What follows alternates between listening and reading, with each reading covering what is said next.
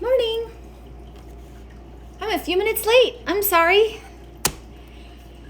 Must be Friday. I have a ton going on today, so that's okay. Dental appointments and kids stuff and whatever. So sorry, I'm a few minutes late, guys. Yikes. Good morning. My hair is also a disaster today. There we go. All right, there we go. So, hi. So we spent Wednesday talking about something that nobody wants to talk about. So I thought let's just stick with that trend. And today we'll talk about something that people don't want to talk about either, which is constipation, which is interesting because the definition of that can vary. And so I want to talk about what does that mean? What can you eat? What are signs that maybe your digestion is not working as well as it should? So we're going to talk about all sorts of fun stuff, but we're essentially going to talk about poop. Fun stuff, right? As much as we don't want to talk about it, it's very prevalent and something very important to us staying well. So I figured it was worth a live. Good morning. Hello. Good morning. Good morning, Carolyn. So my husband was sweet enough to pick me up a latte from one of my little local favorite spots. So no mug today, but I've got my oat milk and a little pumpkin in there, I think. Mm-hmm. So, good morning. I'm just letting you guys join and then I'm going to dive in. For those of you that don't know me, I am Dr. Tricia Pingle. This is your morning checkup. Thank you to all of you who attended yesterday that provided your feedback, the hiccups in your health. I definitely took notes. I definitely paid attention. I will try to incorporate as much as I can to continue to help you become healthy, right? And this is one of those topics that nobody talks about, but everybody should talk about, because if you're not going to the bathroom, you are toxic. That's the baseline. We're going to talk about the details of that, how you fix it, what it means. But bottom line is, if you're putting things in and they're not coming out, there's a problem, right?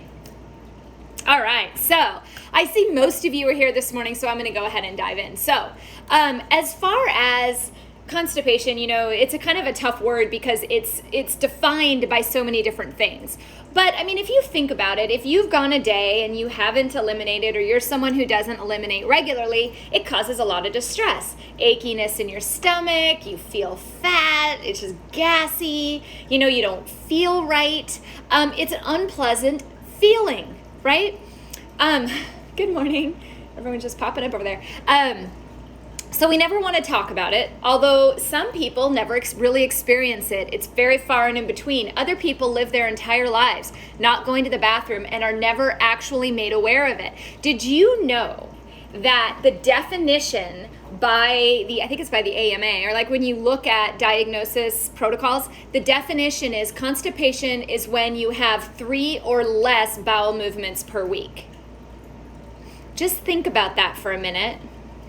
Because you're eating 7 days a week, right? So you're putting food in 7 days a week. Yet you can go 4 days without eliminating, and that's totally fine.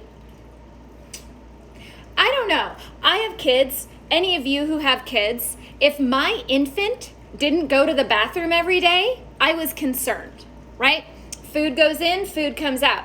You go to the pediatrician when they're sick or for well visits. First thing asked, what do they eat and when do they eliminate, right? How much are they urinating? How much are they defecating?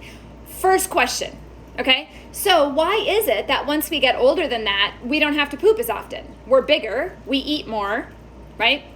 We're more susceptible to health problems from it. So why aren't we going to the bathroom, right?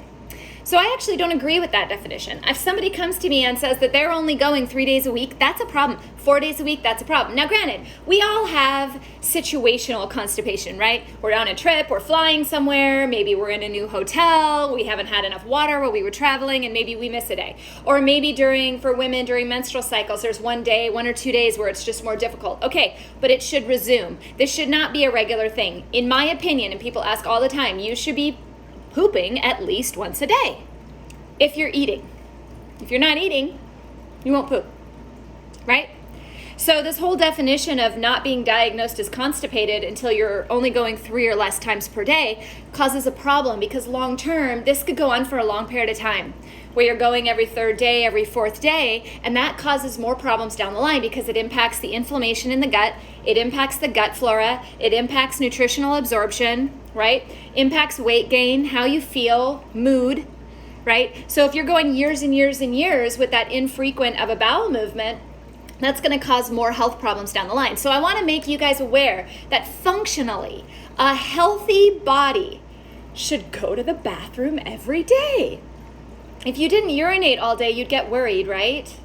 I mean, so it's the same thing on the other end. So take good assessment of that, okay?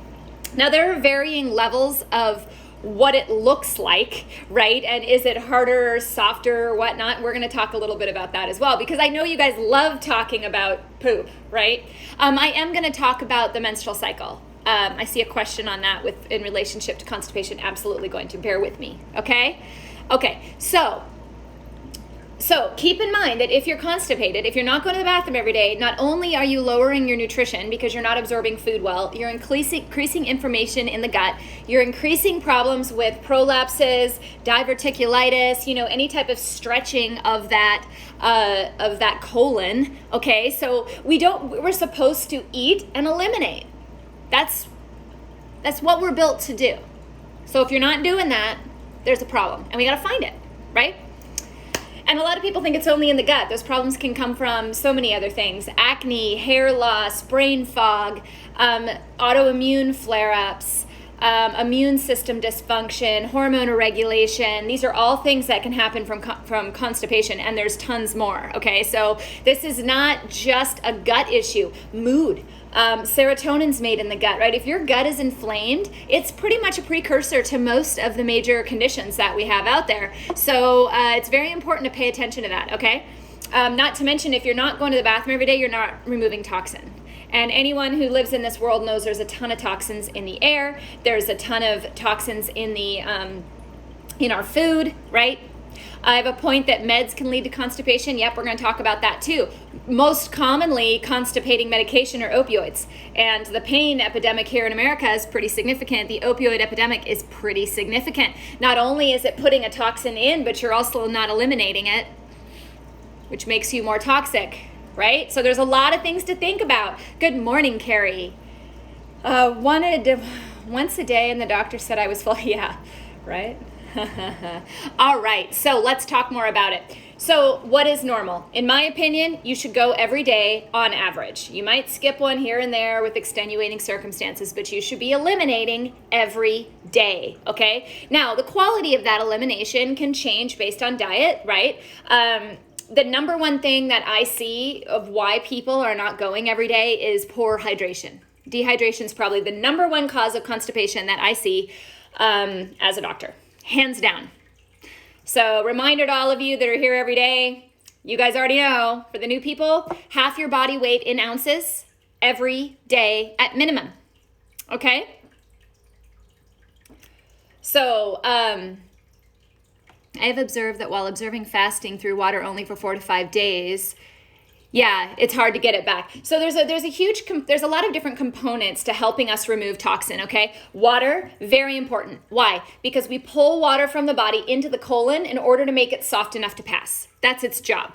You don't have enough water, not going to be soft enough to pass. So when someone's diagnosing what is constipation, what's the quality of my elimination, you're looking at a couple things, right? You're looking at, does it pass? Does it come out at all? And is it soft, hard, well expelled, full, thin? These are all things you're looking at. Why? Why do we have to look at our poop and figure that out? I'll tell you why. Because if yours is really soft, probably not a hydration issue, right? Probably more a fiber issue, or maybe the musculature in the colon is not working like it should. Let's say that it's really hard, right? Well, you're not getting enough water in. So that's something to consider there. There may not be enough roughage. It could be really thin. You may need to bulk it up. So then we have to look at different types of fiber. So all of these individual things we're going to talk about all play a role in removal. Now, the more medications you take, the more toxins you're exposed to, the more health conditions you have, the more the bowel movement becomes even more important. Okay? Because that's how we remove things, right? You guys like talking about poop? It's fun, right? As a doctor, it's just kind of like talking about how's the weather over coffee, but So, if you are not having a well-formed bowel movement every day, now some people do smaller bowel movements throughout the day, so they'll go multiple times, but they'll do less each time. So some people are just built like that. Other people have one large movement a day, right? So the question is, you're putting food in, are you approximately getting out what you're putting in, right? In a day. If you're not getting that, you will see abdominal symptoms like gas, you will see lethargy, fatigue, you will find yourself irritable, depressed, feeling unattractive. As time goes on, we get things like hair loss, brittle nails, mood changes, weight gain. You can have other issues, especially in women, with a really full colon, right? Can press on the uterus, right? Can cause a lot of problems there, can cause prolapse of bladders, right? So there's a lot of stuff in there, right? Not to mention that gut flora. So some of the most common risk factors, I guess, are things that I see that cause daily, regular constipation. So like I said, we're not talking about that moment every so often where maybe you lock up and you have to take a laxative. I'm talking about somebody that on a daily basis is not eliminating enough and isn't aware of it, okay? Hormones. I did have a question on cyclical hormones. So let's talk about that for a second, okay? Gold best, I would say diet and water. Look at that and then see if you can figure that out. All right, so in women, why is it more common in women? We have these fluctuation of hormones. Now, men, bear with me, okay? Just give me a second. I promise I'm gonna talk about men's constipation issues too, but in women, we do have this cyclical flow of hormones, estrogens and progesterones primarily. Now, think about it. At a time right after ovulation, if we were to implant an egg and we were to be fertilizing and growing a fetus, our bodies would need to slow down absorption in order to feed the growth of that fetus, right? So what happens is progesterone, when it rises in the second half of the cycle, in order to prepare for implantation, it actually slows your digestion, okay? The purpose is to get more nutrients to the baby. Now, you don't have to be pregnant for this to happen. If you have a nice amount of progesterone, your bowels will slow, particularly around that days 19 through 25, 26, somewhere in there, about a week before you start your period, bowels slow. During this time, I always recommend, and this is not for someone who's getting pregnant or is pregnant, but just general wellness, I always recommend making sure you're doing a lot of liver supportive foods during this time, maybe more smoothies, juices, anything that help the digestion. Far more water. Up the water during that week. It will help, okay? You may also have to take some things like vitamin C and magnesium, which I will talk about in just a second as well. But then you'll find as soon as you start your period or right before you start your period, when the hormones drop, they'll be loose, right? And all of it'll come out. It's almost like a backup, right? So that does happen. And the reason that does that is from a normal hormone shift. Did that help? I think it was Maddox. Someone asked that a minute ago. Okay? So those are the reasons why hormones can cause a problem, okay? Now, that's a fairly normal problem. If you're aware of it, you can actually help with it by changing your diet during that time, just being more aware of it. As long as it's catching itself back up, it's a regular routine for you. You should still be going. It just may be a little bit slower, right? And then it should be back up to normal during the rest of the month. So you're going to have to kind of assess what's normal for you and what isn't. But that's why hormones can cause a problem, okay? It's actually kind of cool, isn't it? You know, being someone who's grown 2 babies in there, I think that's kind of neat that my body knows how to do that. And so many times we get mad, but if you understand why, then sometimes it's a little bit easier to understand, right? All right. Like I said earlier, and this goes back to men and women, okay? Men, I'm done with the hormones, okay? Unless someone asks about them. But one of the other main causes, and probably the most common cause that I find of chronic, even just slow removal or constipation, is dehydration. We do not drink enough water, okay? So you need to drink enough water. A lot. Okay? If your stools are at all hard to get out, difficult, you are not getting enough water in there. Okay? Even if you're going every day, but they're not soft, you're not getting enough water. If you're not going, a lot of the times, they simply can't move because there's not enough water in there. So what does a laxative do? People ask, like, well, should I just take a stool softener or a laxative? You can. You know what they do? They pull from your body, they pull water into the colon to help remove it. Okay? And that's how they work. Most of them are osmotic, meaning that's exactly what they do. They take the water from your body and they put it into the colon.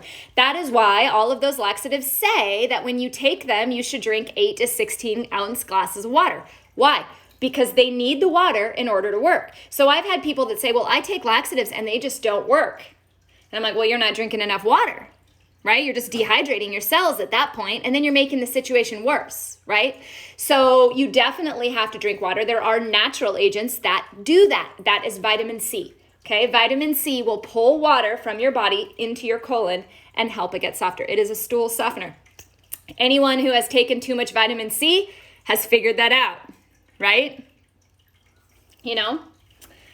Had a question on taking laxatives that your body got hooked on them. Yeah, depending on the type of laxative, there's definitely motility issues associated with long-term laxative use. In fact, many people, bulimics, I know people that have had a chronic history of bulimia where they took laxatives as a weight loss mechanism will actually end up having slow transient constipation in the future. Can you reverse it? Possibly. It really depends on the extent of the damage. Now, magnesium, which I was going to come back to, but hey, this is I'm just going with the flow here. So magnesium, actually, different than vitamin C, magnesium works more on the contraction of those smooth muscles to help move stuff out. So in those cases where possibly the peristalsis of the gut has been impacted, you might get better results from magnesium or a combination of magnesium and vitamin C. So talk to your doctor about that. Look it up. Read my articles. I'll tell you more about it. But vitamin C brings water into the colon. Magnesium typically kind of does that massage along the colon. If I can trying to visualize what that movement is without using all these technical terms, okay? So that's why when you take them together, and a lot of the natural laxative supplements include vitamin C and magnesium for that exact reason. Now, if you're thinking of milk of magnesia, I reserve that for serious situations, okay? Because that's a magnesium sulfate. That is a straight laxative that does also bring water in. If you're using something like magnesium glycinate, magnesium bisglycinate, something on a regular basis, it's also helping move that. I guess I should go this way. Move the poop through the colon, okay? So, and then vitamin C, obviously you don't want to have diarrhea, so there's a balance there, okay? But there are natural substances to do that. In fact, those of you that do take pain medications on any type of opioids, vitamin C could be very helpful to you, not only to keep the bowels moving with lots of water, but also just as an antioxidant because of the destruction of the pain medication in itself, okay? Helpful? See, you guys saw the heading and thought, we're going to talk about poop? What? It's not so bad. All right. Most of you, if I said, why is someone constipated, would say something is wrong with their diet, right? Dietary factors play a role in your digestion, okay? I have a question on good foods for magnesium. I like nuts. I use a lot of nuts. Walnuts, almonds, nuts are fantastic for that. All right. Poor diet. So obviously an unhealthy diet, what does that mean? If you're not getting enough roughage, there's differences between soluble fiber and insoluble fiber, and I'm going to go into those more. I'm going to talk about the foods more in a second. Just give me a moment on that because I have quite a few foods to recommend. But basically, if you're eating foods that are not nourishing to the body or not helping with stool formation or eating a lot of processed foods, a lot of the times that causes constipation. I find almost exclusively that dairy causes constipation. Now, most medical doctors out there would completely disagree with me and say, well, if you're lactose intolerant or allergic to dairy, you're going to have diarrhea when you eat it. I find completely the opposite. Consistently. I have very few patients who ever have diarrhea from dairy, but almost always have constipation from it. It's heat producing, right? It produces heat in the body, which slows things down. So there are certain dietary lifestyle changes that need to happen, okay? And we're going to come back to that, I promise, right? Older adults are obviously more prone to constipation. Medication, sedentary lifestyle, often poor diet, more sugar, those types of things. Also, level of physical activity. We work by gravity, right? So that's how we get things out. So when you're running, doing exercise, moving, not only does it work with the gravity, but also gets all those muscles in the core and all around there moving, which means soft muscle will move as well, okay? So things like I do, Pilates, almost always Pilates, yoga, dance, running, anything active usually will promote bowel movements. You may find that the more active you are, the more often you go, right? There are, of course, many medical conditions that can contribute to constipation. Probably the most common that you guys are aware of is hypothyroidism. But once the thyroid is well balanced, right, you're not low anymore, you should not be still constipated. If you are, got to take a look at the diet, got to take a look at the water, those types of things. Don't blame the thyroid if the thyroid is well managed, okay? Because I have a lot of people who come in and say, well, I'm constipated because I have low thyroid function. And I look at their labs and I'm like, well, you're on medication, yeah, and your thyroid's well balanced, yeah. Okay, well, then you should be pooping, right? If you're not, there's something else going on, right? Could be gut flora issues, could be water issues, diet issues, whatnot, okay? Magnesium oxide is basically a laxative. It doesn't really absorb the magnesium. I would definitely go with a glycinate or an orotate if possible. Bisglycinate, glycinate, orotate. Okay? If you actually want magnesium to go in. If you want to use it as a laxative, the magnesium oxide will work for that. But you won't get it. You won't get it in the bloodstream as well. That was a question over on Facebook, sorry. Certain drugs obviously can cause constipation. Opioids probably the number one. Now, if I look at the rates of opioid use, particularly in America, it's insane. I think it's like one of the top 2 drugs prescribed. So how many people on opioids are actually having constipation and that's not being treated? And they're putting an opioid into their body every single day, right? And then we have opioid deaths from people that take the normal amount that they would normally take that day, right? Why? My theory is if they're not going to the bathroom, they're not removing toxins, they continue to put toxins in, eventually it's going to be too much, right? And even their normal dose can take them over the edge. That's just a theory. Hang on a second. Doctor told me to take lactulose laxative, marshmallow capsules, Gas X, peppermint capsules. So frustrating when I take marshmallow's a good thought. Gas X will relieve the symptom, won't fix the problem. Peppermint will help more with the upper part of the digestion, not the colon. It'll help with just calming the gas and the stomach upset, but below that, not so much. If you're having a lot of gas, you're having a transit issue, digestion issues, so there's things to look into, particularly like digestive enzymes, altering diet, anti-inflammatory herbs for the gut, probiotics, and by the way, marshmallow is an anti-inflammatory herb for the gut. Probiotics, and then working in some of the lifestyle factors that help you go. Water, right? Coffee is causing it. Coffee usually produces a bowel movement, but only if you've had enough water. Doesn't work if you didn't have enough water, and if you're putting milk in it, it could slow it down, right? So, all right.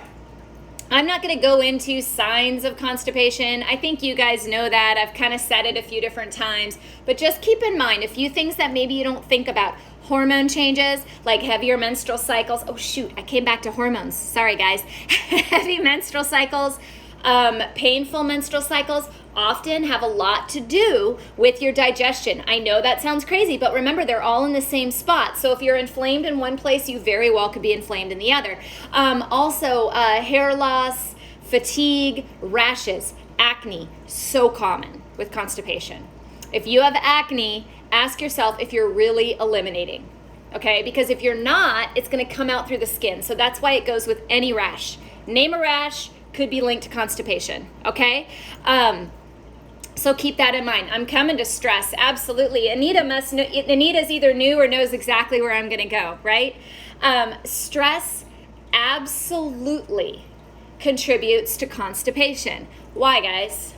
Because if you're running from a bear, you're not going to stop and have a full bowel movement. You're not, right? So when you're in a sympathetic output mode, your body is not resting and digesting. So you're either going to go to the bathroom really fast, which means it's incomplete, or you're not going to go at all, okay? Not only that, but when you're running from a bear, your liver isn't clearing toxins like it should either. So you risk even more toxicity.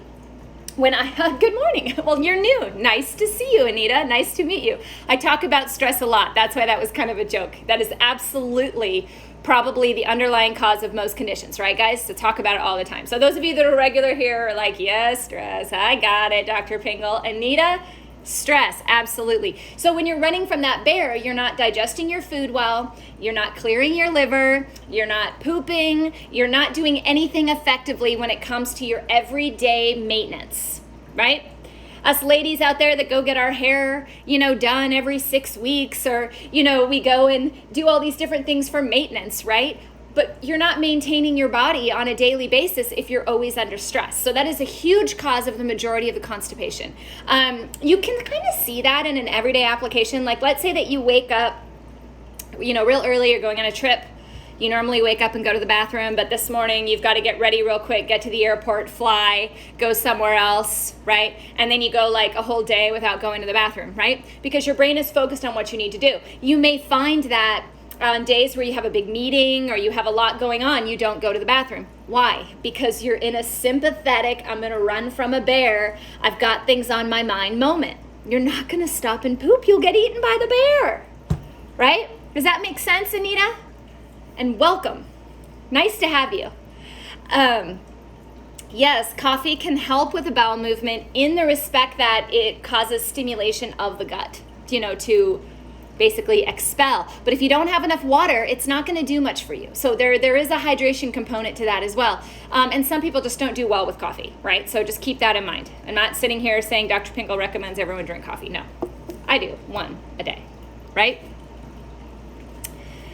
More Miralax mixed with prune juice. Yeah, let me talk about, so that's an interesting suggestion. I think that would be a bit harsh for my taste, but let's talk about that in a second. So anyway, where were we? We were talking about symptoms, what could cause. I think we've caught that up. All right, so diet.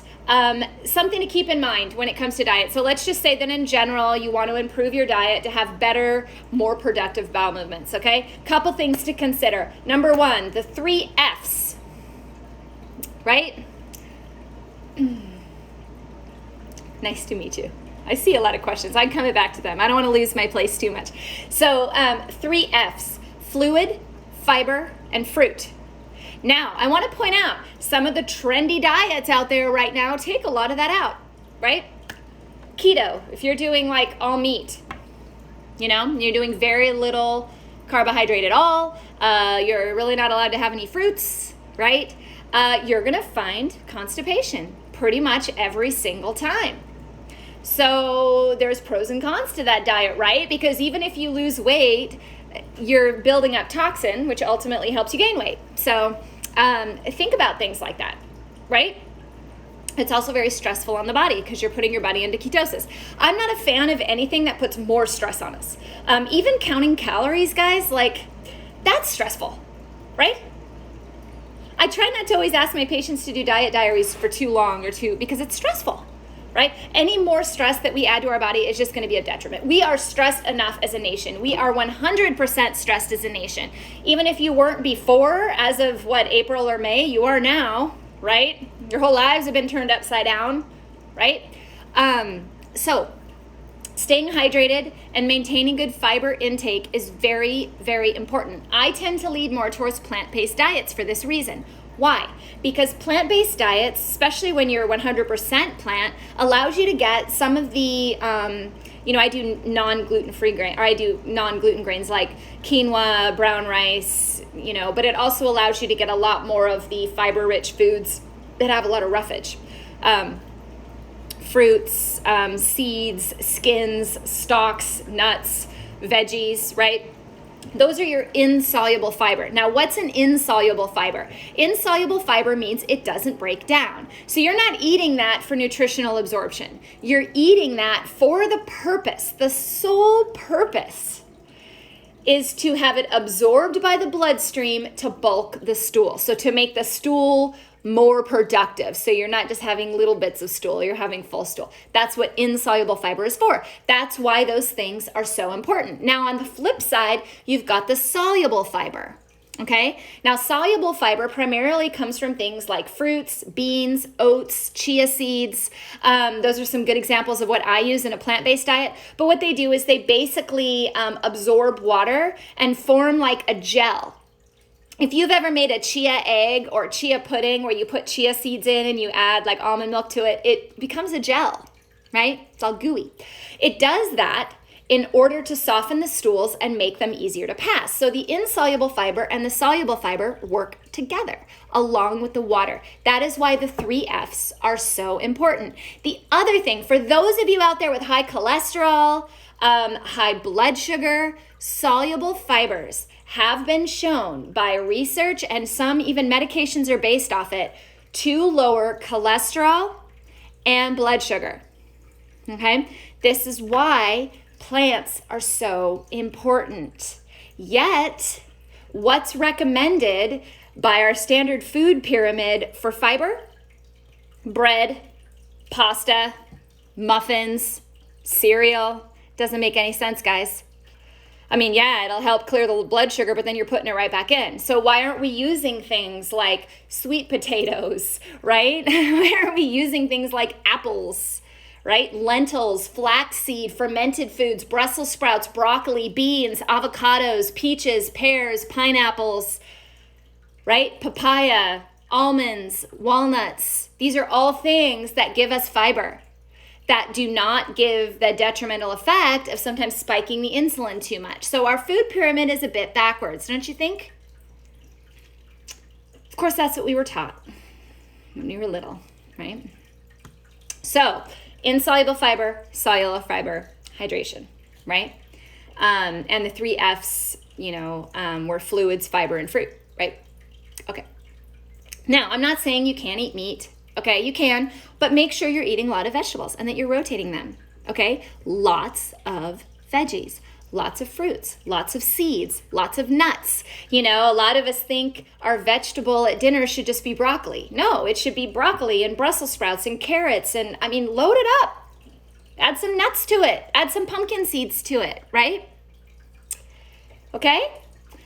All right, so just so you know, according to the American Heart Association, they recommend 25 to 31 grams of fiber per day for an adult, 25 to 30. I don't remember, do you guys remember the stat? I know I just said it recently, but it's like 80% of Americans don't get enough fiber per day. And then we wonder why we're constipated or why we're sick, right? Children 1 to 3 need about 19 grams. Kids 4 to 8 need about 26 grams. So you should always target somewhere between that 20 and 30 grams per day anyway of fiber. Now, that's really easy to hit with plant-based foods because they're full of fiber, okay? Chia seeds are probably my favorite. Walnuts have an amazing amount of fiber as well, okay? Okay. For some of you that don't eat fiber regularly, if you start working it in, it can cause gas, right? Number 1 complaint. Why? Because the body's not used to it. So if you're someone that doesn't eat it, introduce it slowly, chew it well, lots of water, let your body get used to that and gradually just up it, okay? And you will get there, okay? Fiber supplements, I get asked a lot. Well, what if I just take Metamucil? What if I just take, all these... The problem with a lot of those is they're full of a lot of other junk. I don't have the Metamucil pulled up in front of me. I should have. It's orange, right? Why is it orange? Is there a reason? Or was it just because we wanted to put more coloring and crap into our body? Why is it orange? I don't understand. Somebody from Metamucil tell me why you have to put artificial colors in it. I don't understand it. We have fiber in foods. Or we could buy a straight apple pectin. They do sell that over the counter, apple pectin. You could do flax seeds. You could do chia seeds. These are all fiber supplements without all the junk that's added to it to make it look pretty, right? Vitamin C. Hate to break this to you, but vitamin C isn't orange either. If you put vitamin C into a lactated ringer, like to do an IV vitamin C, it's clear as day. You look at a vitamin C capsule that's pure vitamin C, it's not orange. I wish I had one in here, I'd show you. But yeah, it's white, or, kind of like, not quite white, but beige. Yeah, vitamin C actually isn't orange. You know what makes it orange in our mind? The fact that oranges contain vitamin C. So the smart people at the pharmaceuticals company says, well, people will buy it more if it's orange, because in their brain, they relate oranges to healthy, vitamin C to healthy. So let's turn it orange and then more people will buy it. And you know what? They're right. Because if you look at some of the other fiber supplements out there that aren't orange, they're not sold as much and they're much better for you. Weird, right? They play with our minds a lot. Vitamin C is not orange, folks. In fact, most nutrients don't have color at all. So when you see all these things with color, it doesn't make any sense. It's just additives and more toxins to go in, which will require you to buy it more because you've got to clear more toxins. Anyway, get me off my soapbox, people. All right. Can low acid cause constipation? Yes, absolutely. If you're not breaking food down from the top, it's not going to come out the bottom. I would look at apple cider vinegar. Check out my live on apple cider vinegar and my article on apple cider vinegar, okay? Okay. All right, I'm going to run out of time here. You guys I didn't know if you guys would like this topic. We're having fun, right? I am. Magnesium and vitamin C, great for constipation. Talk to your doctor about it. Magnesium, I would say glycinate, Glycinate, or orotate. You might be able to get away with a citrate, although it's not as well absorbed. If you're taking a magnesium sulfate or oxide, you are doing nothing but sending it through the body, okay? The goal of taking magnesium, even for bowel movement, is to get your natural magnesium levels higher. So, have you guys ever heard of the term take to bowel tolerance? This is said quite a lot with magnesium and vitamin C. You take it to bowel tolerance, right? So one person may take 2 capsules of magnesium and they get diarrhea, right? Or someone else may have to take 10 capsules of magnesium to get diarrhea, right? So what can you infer from that? I would infer that the person that has to take 10 capsules has a lower baseline of magnesium and requires more to get to that level of toxicity, which is diarrhea. Someone who has 2 may have a little bit more natural magnesium levels. This is why over time you may start with 10 capsules per night, but after a few months you only have to take 6 capsules to get that effect. And then you only have to take 4 capsules. So the goal of doing magnesium is, if you do magnesium oxide, you're just going to go to the bathroom, but you're never going to actually absorb the magnesium. So you're going to be taking magnesium oxide for the rest of your life, right? Whereas if you're actually absorbing that magnesium, right? And you're needing less and less and less over time to produce a bowel movement, you're actually correcting one of the potential problems of why you're constipated. Does that make sense? Was that too fast? So the whole goal of taking supplements is to provide a temporary relief to repair the body in general, right? So if you're improving your diet, incorporating more magnesium-rich foods, lowering your stress, because what do we lose when we run from a bear, folks? Magnesium, B vitamins, vitamin C, things like that. When you're doing all these things to improve your health, your need for these supplements should get less over time, not more. So this whole thing where as you get old, you take like 8,000 pills. My goal is to go the opposite direction. I take a lot of pills now, but I plan to have less as I go along. And that's been the trend. I've dropped things off over the years as I've repaired different areas of my body. Chia seeds were the cause of the cause of constipation? No, but if you're not drinking enough water, absolutely, they will inhibit. So if you're having trouble with that, look at the water aspect of that, okay? TRAACE is a trace mineral. It's a form of trace minerals. I believe my trace mineral is TRAACS. Don't quote me, but I think it is. Okay, so foods to eat for constipation. I have this in the article written out for you, but these are the ones that I prefer. And you're not going to hear me say any meat products here, okay? But almonds and other nuts, as long as you don't have a nut allergy, apples, avocados, beans, particularly black beans, kidney beans, broccoli, Brussels sprouts, carrots, chia seeds, coconut oil. Coconut oil is great, actually, for constipation. Fermented foods like kimchi and sauerkraut, flax seeds, lentils, oatmeal, and we're coming to the P's of constipation. Papaya, peas, peaches, pears, pineapples, and prunes, and sweet potatoes. So, especially if you have a child that struggles with constipation, eat your peas. Peaches, plums or prunes, pineapple, pears, papaya. I used to give my oldest papaya all the time because he tended towards constipation. So papaya was one of his favorites. Work it into smoothies, okay? What not to eat: processed foods, frozen meals, chips, milk chocolates, fast foods, dairy products, red meat, sugar and other sweeteners, alcohol, caffeine to some degree. Small amounts is one thing, large amounts is another. Gluten, white rice, and white bread. Those are more prone to constipate. I have a question about magnesium, bisglycinate. Yeah, so reference to what I was just talking about with bowel tolerance. If you take too much magnesium, it will cause diarrhea. So if you're not getting diarrhea, okay? I mean, that's the beauty of it for constipation, right? Okay. So did we learn some fun stuff today, folks?